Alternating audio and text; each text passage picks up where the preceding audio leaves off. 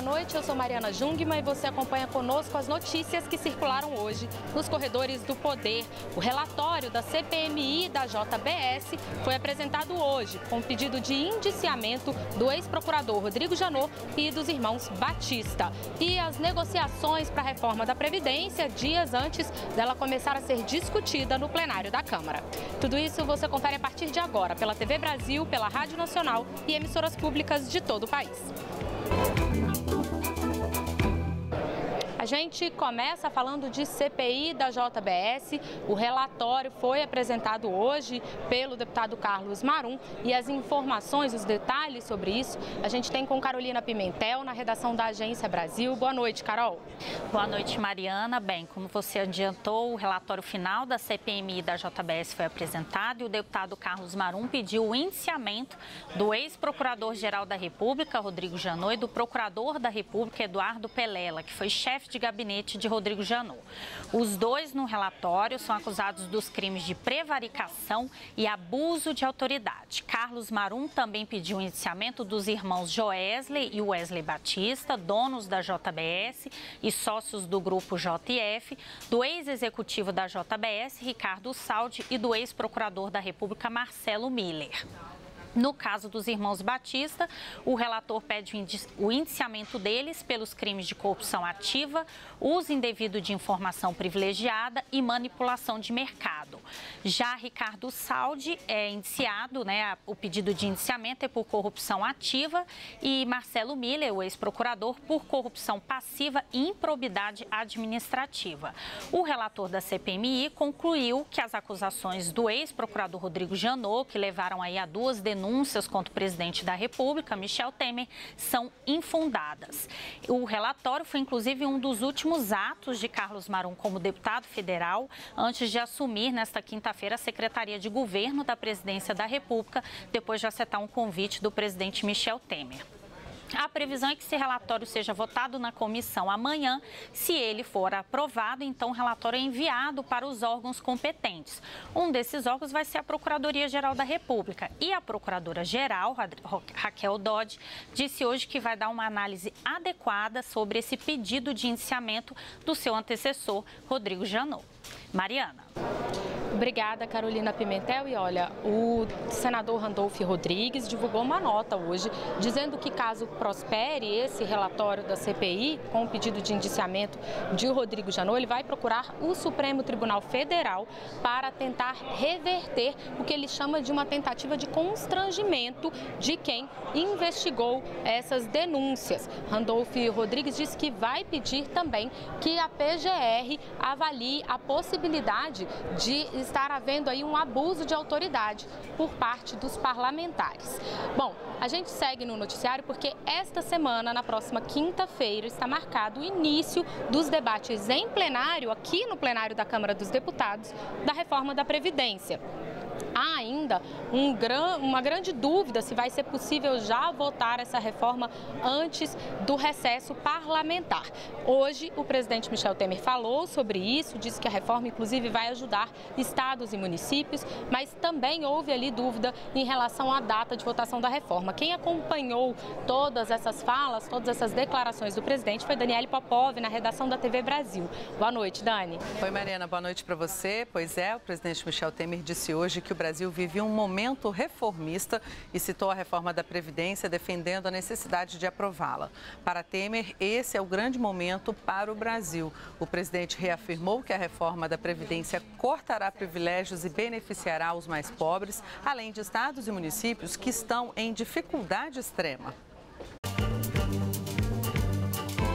Esta reforma, meus amigos dos vários estados brasileiros e municípios, é para proteger os estados brasileiros e os municípios que estão numa dificuldade extrema.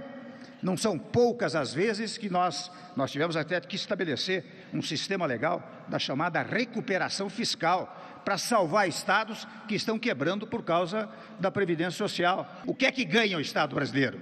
Eu disse, por incrível que pareça, isso dá uma economia nesses próximos 10 anos de 500 bilhões de reais. Essa declaração do presidente foi dada na cerimônia de posse da nova diretoria da Confederação da Agricultura e Pecuária do Brasil. O tema reforma da Previdência fez parte de toda a agenda do presidente hoje. Ele falou sobre isso com jornalistas após almoço oferecido ao presidente da Macedônia no Itamaraty. Lá, Michel Temer disse que se houver os 308 votos necessários para aprovar a reforma da Previdência, o texto será votado na próxima semana na Câmara dos Deputados. Caso contrário, a votação ficará para fevereiro de 2018. No entanto, o presidente afirmou já em outro evento no Palácio do Planalto que é fundamental que se vote essa reforma ainda neste ano. E as reuniões para conseguir mais adeptos à reforma não param, viu, Mariana? Neste momento, o presidente está reunido, pelo menos estava previsto na agenda dele, né? Uma reunião com líderes empresariais lá no Palácio do Planalto. Mariana. Pois é, Dani. Inclusive, a gente tem informações sobre essa reunião agora, do repórter da Agência Brasil, setorista lá no Planalto, mantendo a gente informado sobre isso. O Marcelo mandou informações para a gente dizendo que o presidente pediu aos empresários com quem ele se reuniu agora há pouco que ligassem para os deputados e senadores para falar sobre a importância deles aprovarem esta reforma, enfim, para colocarem ali a posição do empresariado a favor desta reforma da Previdência. Olha, hoje ao longo de todo o dia houve muito declaratório, tanto aqui no Congresso como também entre ministros do governo sobre a reforma da Previdência. A questão maior, que é em relação à data, se ela vai ou não ser votada na próxima terça-feira, ainda é um impasse. Todos dizem o seguinte: a questão não é o tempo, mas sim os votos. Assim que for possível conseguir, assim que tiver certeza que há os 308 votos, e ainda precisa ali de uma certa margem, né? Porque não se pode correr o risco de colocar a reforma em votação e ver ela ser rejeitada. Então, assim que houver aí esses 308 votos, ela vai ser colocada em votação no plenário. Mas ao longo de todo o dia, vários ministros, o ministro Henrique Meirelles, também o presidente aqui da Câmara, falaram sobre a possibilidade de a reforma ficar para fevereiro, como o próprio presidente disse. De qualquer forma, a sensação aí, a expectativa em torno das lideranças do governo continua sendo a de correr atrás, e se for possível conseguir esses votos até a semana que vem, ela vai ser votada na terça-feira, se não, fica para fevereiro. Hoje, o ministro Diogo Oliveira, do Planejamento, também esteve aqui na Câmara dos Deputados, também falando sobre essa reforma, expondo números, tentando aí fazer esse convencimento dos deputados sobre a importância de que isso seja aprovado o quanto antes. A gente lembra que o discurso vem sendo de que quanto mais tempo se adia, mais dura a reforma acaba tendo que ser, ou seja, se ela ficar para o ano que vem, pode ser que ela precise ser mais dura. E aí o ministro falou sobre isso e lembrou, inclusive, que todo mundo fala muito sobre a quantidade de impostos que a população paga, mas se esquece que boa parte desse dinheiro vai justamente para cobrir aí o déficit da Previdência. Vamos acompanhar um trecho do que ele disse. Fala-se que, né, o trabalhador brasileiro trabalha 3 meses, 4 meses só para pagar imposto, o que é verdade. O que não se fala é que desses 4 meses, 60% é só para pagar a Previdência.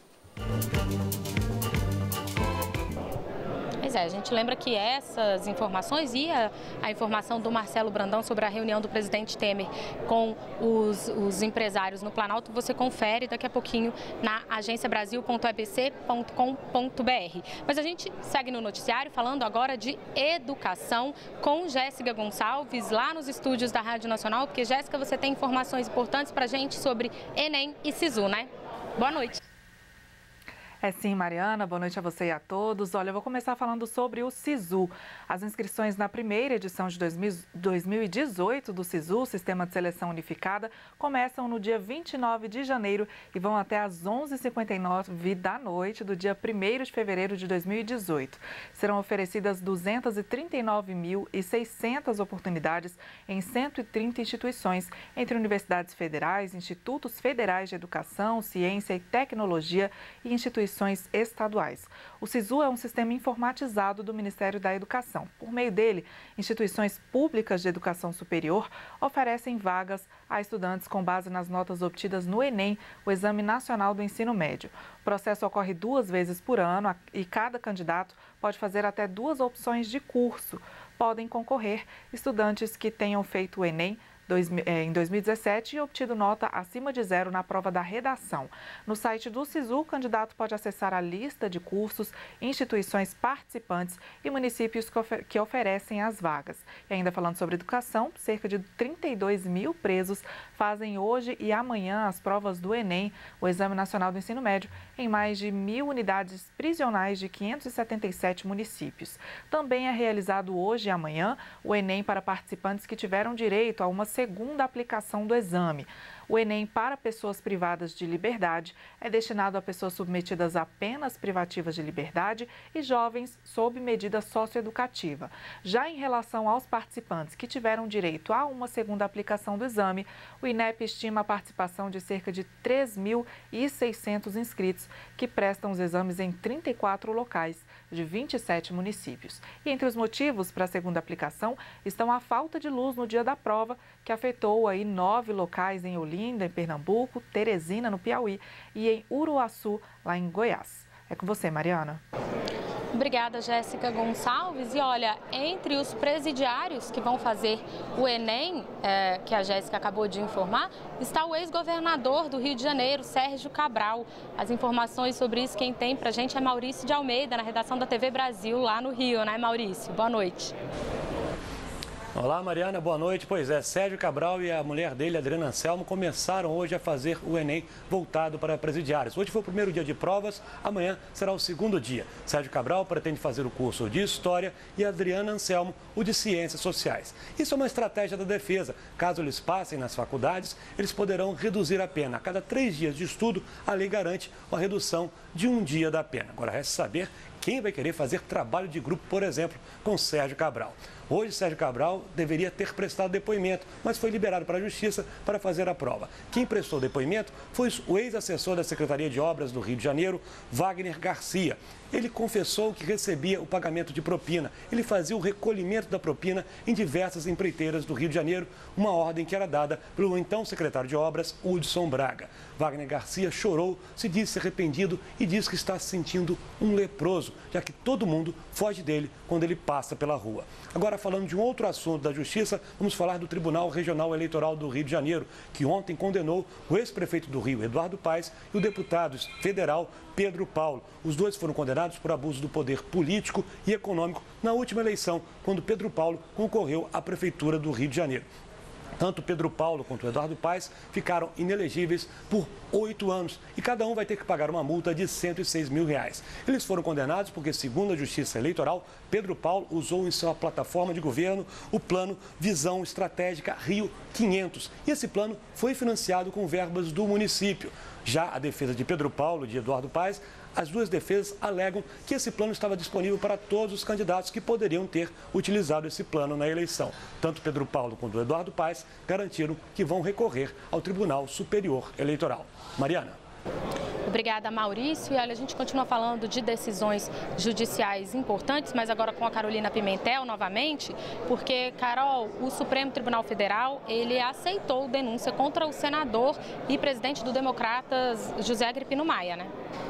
Isso mesmo, Mariana. A primeira turma do Supremo Tribunal Federal aceitou a denúncia contra o senador Agripino Maia. Com isso, ele se torna réu em uma ação penal. Bem, em setembro deste ano, ele foi denunciado por corrupção passiva e lavagem de dinheiro pela suposta participação em um esquema envolvendo a construção da Arena das Dunas, que foi a sede da Copa do Mundo de 2014 em Natal. E essa construção teria resultado em um prejuízo de R$77 milhões aos cofres públicos. De acordo com a denúncia que foi apresentada pela Procuradoria-Geral da República, o senador Agripino Maia teria usado da sua influência política para liberar créditos a favor da construtora OAS, créditos que estavam travados no BNDES. E a OAS foi a responsável pela construção da Arena das Dunas. Ainda de acordo com a acusação, Agripino Maia teria recebido R$ 654 mil em dinheiro vivo a título de propina e outros R$ 250 mil, que também seriam de propina, foram pagos por meio de doações oficiais de campanha ao Diretório Nacional do Democratas, partido do senador Agripino Maia. Bem, para o advogado Aristides Junqueira, que representa o senador, essa denúncia apresentada pelo então Procurador-Geral da República, Rodrigo Janot, é uma imaginação e que o próprio procurador teria admitido que não conseguiu comprovar a ligação de depósitos na conta do senador com atos de corrupção. Mariana. Obrigada, Carolina Pimentel. E olha, mais uma informação quentinha para você. O Tribunal Regional Federal da 4ª Região marcou para o dia 24 de janeiro o julgamento do ex-presidente Lula em relação ao caso do apartamento triplex. A gente lembra que o ex-presidente já foi condenado em primeira instância a 9 anos de prisão e aí entrou com recurso no tribunal. Então, este recurso é que vai ser julgado no dia 24 de janeiro. O recesso de fim de ano do judiciário no tribunal acaba no dia 20 e aí então a data foi marcada para o dia 24. No próximo bloco a gente traz mais informações quentinhas como essa para vocês. Daqui a pouquinho a gente já volta.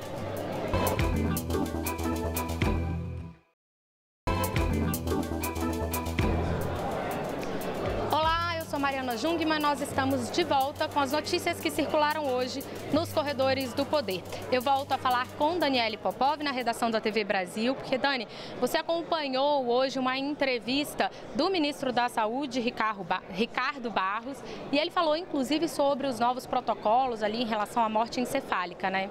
Foi mesmo, Mariana. Ele falou sobre vários assuntos, né? Em entrevista ao programa Por Dentro do Governo da TV NBR, o ministro da Saúde, Ricardo Barros, fez um balanço das ações da pasta em 2017. Ele falou da importância de economizar e cortar custos, comemorou a retomada de compra de novas ambulâncias, que foram 10 mil novos veículos em 2017. Ele também falou sobre a importância da biometria de funcionários e do usuário, para que tudo seja informatizado, com o objetivo aí de economizar 20 bilhões de reais nessa informatização do sistema de saúde. O ministro falou ainda sobre o orçamento para 2018, que será mais estruturado e direcionado para a prevenção, como, por exemplo, melhorar a atenção básica e garantir a presença do médico durante as 40 horas semanais no posto de saúde. E sobre essa decisão do Conselho Federal de Medicina quanto aos novos critérios da morte encefálica para a doação de órgãos, Ricardo Barros afirmou que a regra abre mais possibilidades para novos doadores. O presidente assinou um decreto novo sobre morte encefálica. O Conselho Federal de Medicina está também confirmando novas regras. Agora teremos mais possibilidades de doadores. E tendo mais possibilidade de doadores, teremos mais doações. 43% apenas das oportunidades de doação são confirmadas pela família. Fica aqui o nosso apelo aos familiares que, quando tiverem a oportunidade, autorizem a doação, porque vão salvar muitas vidas, vão melhorar a qualidade de vida de muitos brasileiros.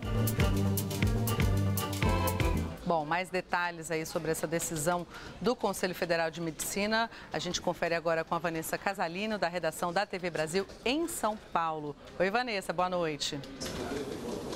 Oi, Daniele, boa noite para você, boa noite a todos. Como você disse, essas novas regras para determinar a morte cerebral foram definidas hoje pelo Conselho Federal de Medicina e agora os pacientes com suspeitas devem ser observados e tratados por no mínimo 6 horas antes que se inicie o protocolo e não mais imediatamente como é feito. É quando os exames de confirmação poderão ser iniciados. Para que ocorra a suspeita da morte cerebral, alguns sinais devem se manifestar segundo o Conselho Federal de Medicina.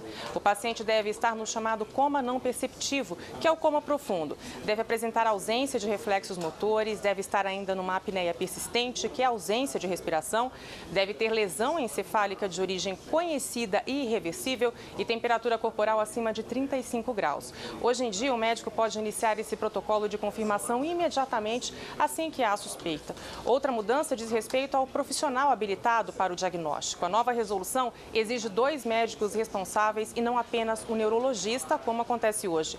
Os profissionais têm de ter experiência comprovada e podem ser especialistas em neurologia, medicina intensiva, neurocirurgia ou medicina de emergência. Hoje, esse diagnóstico pode ser feito por um neurologista e por qualquer outro médico sem habilitação específica. Esses médicos também não podem fazer parte da equipe de transplantes. Essas mudanças têm impacto no processo de doação e transplante de órgãos, como você disse, um processo que só poderá ser iniciado depois do consentimento da família, que deve ser esclarecida sobre a situação do paciente e sobre todas essas etapas de definição do diagnóstico. Se houver consentimento, mais de 10 órgãos podem ser transplantados.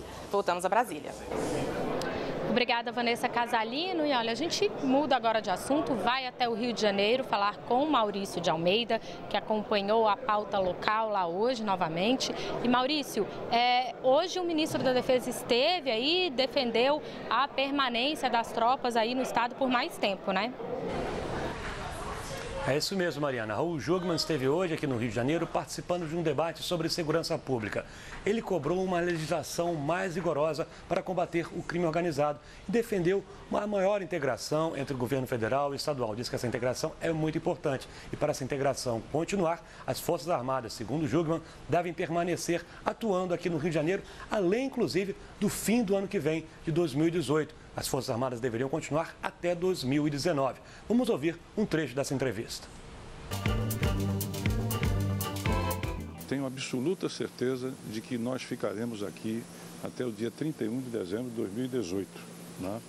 E posso dizer mais, a minha expectativa é que seja quem for o futuro presidente que mantenha isso. Agora, no que diz respeito ao governo Temer, nós não sairemos daqui antes de 2019, não há nenhuma sombra de dúvida, a mais remota possibilidade de que isso venha a acontecer. Pelo contrário. Lembrando que na semana passada, numa operação que contou com a presença das Forças Armadas, foi preso o traficante Rogério 157. Mariana. Maurício, e a gente fala um pouco agora de economia, porque hoje estava prevista a votação da lei orçamentária aí pela Assembleia Legislativa do Rio. A gente sabe que há uma grande expectativa sempre que se fala nesse assunto aí no Rio, por causa até da situação do pagamento dos servidores públicos, enfim. A gente tem informações sobre isso? Temos sim, Mariana. A lei foi aprovada, o projeto base do orçamento, ele já está aprovado. Existem algumas emendas que ainda vão ser discutidas amanhã e depois, mas o orçamento foi aprovado, um orçamento bem preocupante. Olha só, se tudo correr bem diante das contas do governo, no ano que vem, o estado do Rio de Janeiro vai ter um déficit de 10 bilhões de reais. É isso mesmo, vai fechar o ano de 2018 no negativo com 10 bilhões de reais em dívida. O estado pretende arrecadar 62 bilhões de reais, mas já está prevendo que vai ter que pagar 72 bilhões de reais. Realmente deve ser muito difícil fechar um orçamento dessa forma. Imagina você começar o ano sabendo que vai dever, no mínimo, 10 bilhões de reais. Amanhã e depois, algumas emendas a esse orçamento vão ser votadas, mas essas emendas não vão mexer no total do volume do orçamento. O orçamento continua o mesmo. Apenas as emendas vão decidir para onde essas verbas serão destinadas. Tem uma emenda, por exemplo, que quer garantir recursos para as universidades e outra emenda que quer impedir que o governo continue parcelando os salários dos servidores. O governo do estado conta com o dinheiro que vai receber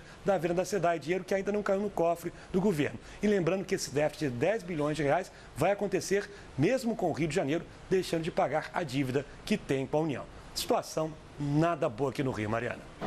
Desesperadora, eu diria, né, Maurício? Porque um rombo desse tamanho não é fácil de fechar, tudo indica que o Rio ainda vai levar muito tempo para conseguir estabilizar aí as suas contas, ou seja, quem disputar aí o governo do estado no ano que vem já sabe que vai ter um abacaxi para descascar durante, provavelmente, ao longo de todo o seu governo que vai começar em 2019. Obrigada pela sua participação, Maurício de Almeida, e a gente volta a falar com a Carolina Pimentel na redação direção da Agência Brasil, porque, Carol, hoje foi assinado aquele acordo, se falou muito sobre aquele acordo entre os bancos e os poupadores, que foi intermediado pela Advocacia Geral da União, e esse acordo finalmente parece que foi concluído hoje, né? Foi concluído, sim, Mariana, um acordo, né, entre os representantes de bancos e associações de defesa do consumidor. Inclusive, a Advocacia Geral da União, que participou aí dessa negociação, divulgou há pouco regras de como vai ser esse ressarcimento. Para quem tem direito a receber de R$5.000 a R$10.000, vai receber o valor integral. Na faixa aí de R$10.000 a R$20.000, vai ter um desconto de 14% no valor. E para quem tem direito a receber mais de R$20.000, esse desconto vai ser de 19%. O calendário de pagamento também vai levar em conta a idade do poupador, então os idosos vão ter prioridade e o poupador não vai precisar ir à agência bancária, não. O valor vai ser depositado em conta corrente ou em depósito judicial. Agora, para esse acordo entrar em vigor, ainda precisa do aval do Supremo Tribunal Federal. Isso porque é o seguinte, existe pelo menos aí 1 milhão de processos parados em várias instâncias da Justiça, aguardando uma decisão do STF. O Supremo começou esse julgamento em 2013, mas foi interrompido diversas vezes. E esse acordo vai valer para quem ingressou com ações coletivas ou individuais na Justiça, cobrando aí as perdas na poupança, né, por causa dos planos econômicos Bresser, Verão e Collor 2. O plano econômico Collor 1 ficou fora desse acordo. Mais informações aí sobre esse acordo, Mariana, na Agência Brasil e também na programação da TV Brasil. Volto com você. Sem dúvida, a gente vai continuar acompanhando esse assunto aqui, viu, Carolina? Mas eu queria que você desse para a gente uma última informação sobre uma votação que aconteceu hoje no Senado. Isso mesmo, o Senado aprovou em segundo turno a proposta de emenda à Constituição que institui o Fundo Nacional de Desenvolvimento da Segurança Pública. A PEC tem o objetivo de separar recursos para as forças policiais dos estados e do Distrito Federal e agora segue para análise da Câmara dos Deputados.